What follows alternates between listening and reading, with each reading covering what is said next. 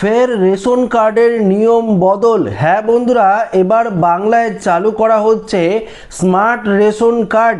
এই কার্ড দেখালেই আপনারা পাবেন 35 কেজি করে চাল।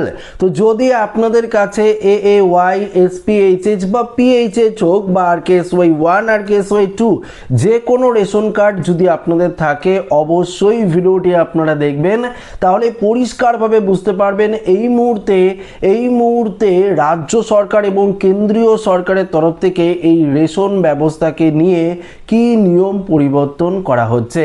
তো সরাসরি আমরা মেন আপডেটে চলে যাব দেরি না করে, এবং আপনাদেরকে জানিয়ে দেব যে এই মুহূর্তে রেশন ব্যবস্থায় যে বড়সড় পরিবর্তন করছে রাজ্য এবং কেন্দ্রীয় সরকার, তার প্রভাব আপনাদের কতটা পড়বে বা আপনারা কতটা সুবিধা পাবেন সেটা আপনারা জানতে পারবেন। রেশনে কারচুপি রুখতে বদ্ধপরিকর পশ্চিমবঙ্গ সরকার, সেই কারণে সাম্প্রতিক অতীতে রেশনের নিয়মে বেশ কিছু বদল আনা হয়েছে।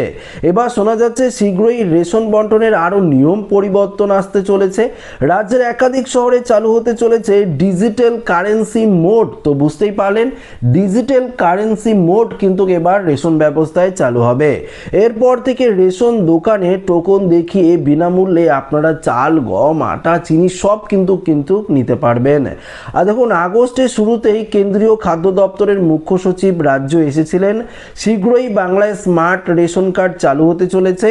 তবে তার আগে বেশ কিছু শহরে চালু হচ্ছে ডিজিটাল কারেন্সি মোড।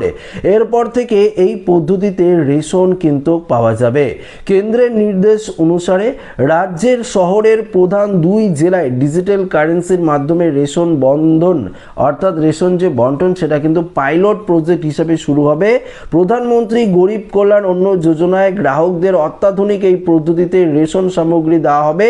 জানা গিয়েছে ডিজিটাল কারেন্সি মোড চালু হলে ই-পস যন্ত্রের মাধ্যমে আর রেশন দেওয়া হবে না। এই পদ্ধতিতে গ্রাহকের মোবাইলে একটি টোকন আসবে, সেটি রেশন দোকানে দেখালেই তা স্ক্যান করা হবে। এরপর সংশ্লিষ্ট গ্রাহক বিনামূল্যে চাল, গম পাবেন। তো বুঝতেই পারলেন, ডিজিটাল কারেন্সি মোড অর্থাৎ স্মার্ট রেশন কার্ড যে পদ্ধতি চালু হবে, এই পদ্ধতিতে আপনার মোবাইল ফোন যে রেজিস্টার্ড নাম্বার থাকবে, সেই রেজিস্টার্ড নাম্বারে একটি টোকন আপনারা পাবেন। সেই টোকনটি যদি আপনারা রেশন দোকানে নিয়ে যান, তাহলেই আপনারা চাল, গম, আটা যেই মালগুলো পাচ্ছেন সেগুলো কিন্তু আপনারা পাবেন। কেন্দ্রের তরফে জানা হয়েছে ই-পাস মেশিনে ব্যবহারের বন্ধ হলে বছরে সরকারের 579 কোটি টাকা বাঁচবে। পাশাপাশি ডিজিটাল কারেন্সি মোডে রেশন পেতে হলে কি করতে হবে সেই বিষয়েও ধারণা পাওয়া গিয়েছে। জানা গিয়েছে এর জন্য গ্রাহককে প্রথমে আধার কার্ডের নাম্বার ও আধার সংযুক্ত মোবাইল নাম্বার আধার কর্তৃপক্ষের কাছে পাঠাতে হবে। সেখান থেকে অনুমোদন এলে সেই প্রক্রিয়ায় নথিভুক্ত হয়ে যাবে। তবে এই প্রক্রিয়ার জন্য অবশ্যই স্মার্টফোন, অর্থাৎ আপনাদের একটি স্মার্টফোন কিন্তু থাকতে হবে, কারণ সেখানেই টোকন আসবে। রেশন ব্যবস্থাকে আরও স্বচ্ছ ও দুর্নীতিমুক্ত করে তুলতে কোনো খামতি রাখতে চাইছে না কেন্দ্রীয় ও রাজ্য সরকার। সেই লক্ষ্যেই সম্প্রতি অতীতে রেশন বেশ কিছু নিয়ম বদল আনা হয়েছে। এবার সেই তালিকায় আরও একটি নতুন নিয়ম সংযোজন হলো।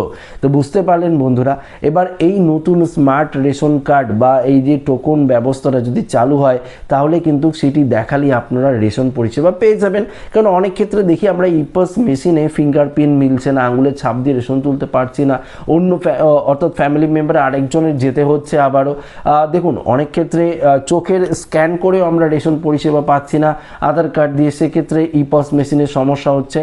তো টোকন ব্যবস্থাটা যদি চালু হয়ে যায়, তাহলে কিন্তু অনেকটাই ভালো হবে।